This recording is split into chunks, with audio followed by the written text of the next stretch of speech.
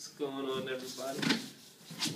Since that unboxing video that everybody's been waiting on.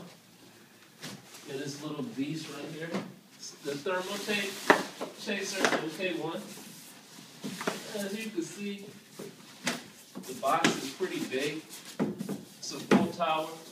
I wanted a full tower because if I ever wanted to change anything or add anything, it wouldn't be too hard to do. So, there we go.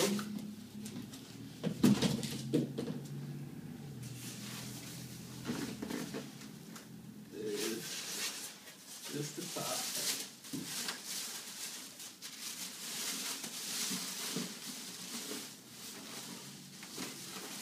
It's pretty heavy too.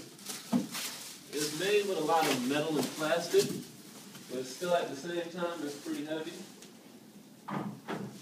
Come closer to it.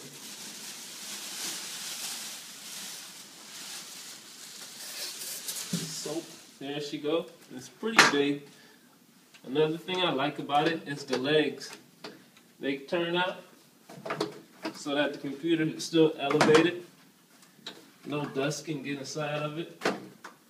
And it got a little thing right here. So if dust get in it, you can clean it out. Got that little film. It's pretty cool.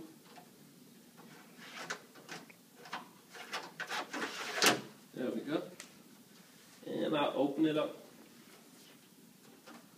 so you get a peek inside. This right here is the fan. It's a really big fan. You can put another one here if you want to. And they all have the blue LEDs inside of it.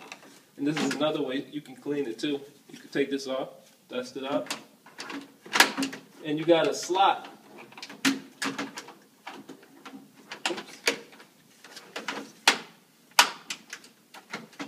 Trying to get it to lock in place. There you go. Then there's a slot you can put in an internal hard drive. Just stick it into the top, the 3.5 or the 2.5, I think, and it takes an SSD. And you got a SATA drive cable right there. You got the USB 3.0. You got the fan settings. You got the light settings.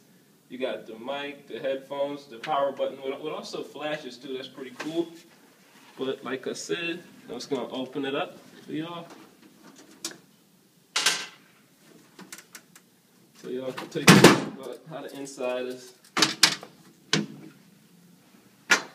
As you can see, it's a lot of space. This is the cables for the fans. And on the other side, this is a panel right here for you to put all your wiring so it wouldn't be all around looking messy. And that's the book telling you how to set it up. This is an extra part for the front for your CD drives and optical drives.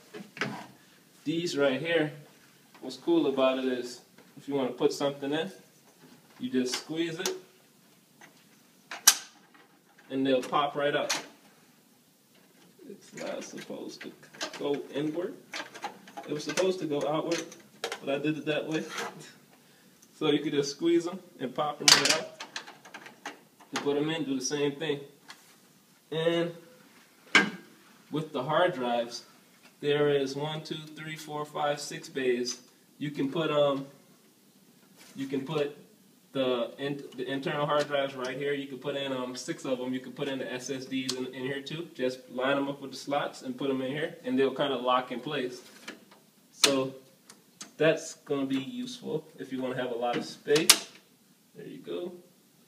And like I said, you got the fans here. And this also for your motherboard, you have the little mounting stands. You can mount it so that your motherboard wouldn't be touching that metal. You don't have to worry about no shortages or no electric charges that you don't want. So that is pretty cool. There's another fan right here. So that's 1, 2, 3. You can add another. But what I plan on doing is just putting the motherboard, and I'll have some water cooling, power supply. That's pretty much it. And my graphics card. And I have 16 gigs of RAM. I'm going to start it off with, and then I'm going to add 16 more. Just overkill, you know. But it also comes with the little wire straps. So when you wire your computer, the little wire zips. But I plan on using the wire zips and some white tubing, so you wouldn't even be able to see the wires after I zip them. I'll just put the tubing around the wires so it'll look pretty cool. like it is water cooling, but it'll just be the wires. but it will have that water cooling. And these are some spare cables and screws that you're going to need for when you're putting the cooling on there and when you're putting the motherboard onto this. So with that being said, I won't have to take this off because it's just a blank panel where the wire is going through. So I'll leave that as that, and I'll put this back together. And that'll be it.